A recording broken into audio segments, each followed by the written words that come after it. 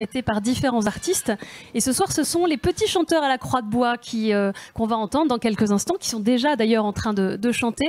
Mais j'accueille Agnès Bouffard. Agnès, bonsoir. Bonsoir. Alors vous n'êtes pas petit chanteur à la Croix de Bois. Pas vraiment. Comme on peut s'en douter. Et vous avez une mission particulière avec ces enfants ou avec ces jeunes, puisque vous êtes la responsable de l'internat. Exactement. Alors, pour commencer, peut-être pour ceux qui connaissent moins bien les petits chanteurs à la Croix de Bois, puisque nous sommes regardés dans toute la francophonie, quelle est la mission particulière de cette chorale ? Eh bien, quand j'entendais Emma interpréter la chanson du spectacle de Bernadette, je me dis, ben voilà, les petits chanteurs à la Croix de Bois ont vraiment le désir de faire que ce monde vive d'amour, de joie et de paix. C'est vraiment, on les appelle les missionnaires de la paix. Et bien vraiment, ils ont toute leur place à Lourdes. Et on est allé hier vivre. On a vécu ce spectacle. On l'a pas que écouté, regardé. Et vraiment, les garçons qui ont de 9 à 18 ans ont tous été touchés, impressionnés. Certains par cette chanson sur le rôle du papa, etc., sur le père. Enfin, donc voilà, les petits chanteurs à la Croix de Bois ont cette mission d'apporter de la paix. Alors, il y en a combien dans ce groupe? Et puis, comment est-ce qu'ils vivent ensemble? Après, je vais vous interroger les garçons, ne vous inquiétez pas. Ils vivent ensemble pendant plusieurs mois, pendant une année. C'est un engagement de combien de temps? Alors, les petits chanteurs à la Croix de Bois sont scolarisés. Donc, on les accueille à partir du CM1 jusqu'à la terminale. Donc, Odilon, un des plus jeunes, qui a 10 ans. Donc, c'est de 9 ans à 18 ans. Et donc, les petits chanteurs à la Croix de Bois vivent en internat, où ils se retrouvent tous les lundis jusqu'au vendredi soir. Ils rentrent tous les week-ends chez eux. Certains viennent de très loin, au-delà de la France. Donc, ils sont en famille d'accueil le week-end. Et puis, ils ont aussi la joie de retrouver les tournées. Et cette mission de Lourdes, ils vous le diront mieux que moi, qu'ils aiment beaucoup. Alors justement, je vais interroger Odilon, si vous pouvez lui passer le micro. Odilon, donc tu as 10 ans.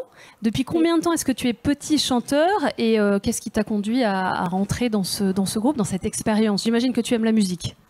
Et moi, je suis chanteur depuis 1 an, depuis le début de l'année. Et oui, avant de rentrer chez le chanteur, j'aimais beaucoup la musique parce que j'ai fait 1 an de violon. Et en fait, je suis rentrée chez le chanteur en cherchant un collège. Et j'ai trouvé les petits chanteurs à la Croix de Bois. Ça m'a beaucoup plu. Et j'ai vu que ça commençait à partir du CM1. Donc j'ai postulé pour le CM2. Et j'ai passé les auditions. Et j'ai été pris. Et voilà. Et c'est super. Marin, toi tu as 17 ans, c'est ça? Oui, c'est ça. Alors tu es petit chanteur depuis combien de temps? Alors moi, ça fait pas longtemps. Ça fait 2 ans. Alors que je suis petit chanteur. Et comment est-ce que tu t'es retrouvé dans cette aventure? Parce que voilà, donc c'était pareil, un peu un moment charnière de ma vie, au moment de trouver le lycée. Et donc c'était vraiment les petits chanteurs, c'est quelque chose qui allie beaucoup de choses, que ça soit les valeurs, que ça soit la vie d'internat, la vie de camaraderie, etc. Les tournées, le chant, la musique. Donc comme la plupart des petits chanteurs, on était vraiment passionnés de musique avant d'entrer aux petits chanteurs. Et donc voilà, donc je connaissais un peu, c'était dans la famille, voilà, les petits chanteurs, on connaissait un peu. Et ça a paru un peu évident, ce fait que ça allie voilà, toutes ces valeurs. Voilà. Et l'expérience de Lourdes, je ne sais pas si tu avais déjà eu l'occasion de venir à Lourdes. Oui, j'avais. C'est quoi ton lien avec Lourdes? Lourdes, c'est vraiment un endroit où j'y suis allé plusieurs fois, donc avec mon diocèse, avec ma famille, et c'est vraiment un endroit où voilà, on peut tout déposer, on peut vraiment se ressourcer, et c'est vraiment là ce qu'on vit avec les petits chanteurs actuellement. C'est vraiment voilà, on vient de sortir de tournée, donc là ça faisait déjà 3 semaines qu'on était en tournée, bientôt 1 semaine qu'on est à Lourdes, et voilà, cette semaine c'est voilà, on peut tout déposer à Marie, tout déposer au Seigneur. Voilà, ça fait vraiment du bien de pouvoir se ressourcer. Voilà, c'est vraiment ce lien qui nous unit au ciel, voilà, qui nous fait du bien. Alors, les petits chanteurs à la Croix-de-Bois ont malheureusement terminé leur concert avant que nous n'ayons pu les retrouver en direct.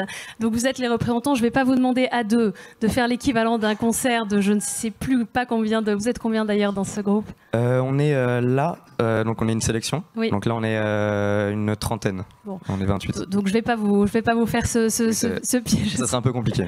Ce piège-là. Donc, on a un peu plus de temps donc, pour vous écouter partager cette expérience. Odilon, qu'est-ce que tu préfères dans ces interprétations comme petit chanteur? Qu'est-ce qui te plaît le plus? Qu'est-ce qui te touche le plus? Moi, ce qui me plaît le plus, c'est de voir comme les artistes qui sont là, les gens être touchés par nos chants. Et après les concerts, à chaque fois qu'on est en représentation, on voit des chants qui sont touchés de nous voir chanter. Hier, justement, tous les trois, vous êtes, et puis avec tous les autres, vous avez assisté donc au spectacle Bernadette de Lourdes. Qu'est-ce que vous en avez pensé? Ça vous a fait penser peut-être vous-même, je sais pas, à un avenir, une carrière, un service possible? Enfin, vous avez vu que en fait, l'art peut être vraiment au service des autres, comme ce que nous ont montré David et Emma tout à l'heure. J'ai beaucoup aimé le spectacle. C'était vraiment très émouvant à certains moments. Et c'est très impressionnant. Et toi, Marin? Moi, j'ai vraiment été touché par le spectacle. Plusieurs fois, j'ai vraiment failli verser ma larme, même au moment où l'interprétation du père, etc. C'était vraiment émouvant. Oui, après, moi, je m'envoie pas faire une carrière pour répondre à votre question. Mais c'est sûr que notre mission qui est commune, de toucher les gens et d'emmener les gens vers le beau, ça nous dépasse. C'est vraiment magnifique. Si je peux me permettre, hier on a eu une belle surprise, c'est qu'on les a rencontrés. Et en fait, ils nous ont chanté une des chansons du spectacle qui s'appelle Madame. Mais c'était magnifique. On était toute la troupe dans la salle. Eux étaient devant la représentation de la grotte du spectacle. Ils ont interprété Madame avec des harmonies. Ils ont rajouté en plus des chants religieux. Mais je suis partie beaucoup trop vite hier soir, alors j'ai raté ça. Et on les a emmenés en coulisses. On a passé un moment avec eux. C'était magique. Bravo. Ils sont formidables. Merci. Agnès, un dernier mot justement sur cette présence à Lourdes, ces enfants, ces jeunes hommes que vous accompagnez. Il se passe quelque chose de spécial par rapport aux autres lieux dans lesquels vous pouvez aller? Oui, c'est pas du tout. Les garçons le disent chaque jour. Que chaque jour, il y a un garçon qui vient me voir en me disant « Madame, je suis vraiment bien, je suis trop bien, c'est vraiment des vraies vacances, on est bien ici. » Et quand on leur propose un temps libre, ce qui arrive forcément dans la journée, on les retrouve ou à la Chapelle de Lumière ou à la grotte, où ils reviennent « Ah, on a récité un chapelet, c'était trop beau. » ou, voilà. Et donc vraiment, je pense que c'est un lieu qui leur fait du bien parce qu'on a beaucoup de temps de jeu, de camaraderie en même temps. Ils ont leur temps de répétition, de chant. Et puis, il y a cette dimension en plus qu'ils n'ont pas d'habitude. Qui est la grotte, ce sanctuaire, et ils y sont très heureux. Et nous, les accompagnateurs, de voir les garçons heureux comme ça, c'est une action de grâce permanente. Écoutez, c'est super, vous avez justement parlé des chapelles de lumière, elles sont à quelques mètres d'ici. On va faire une très courte pause et puis je vous retrouve dans quelques secondes aux chapelles de lumière pour découvrir ce lieu important du sanctuaire.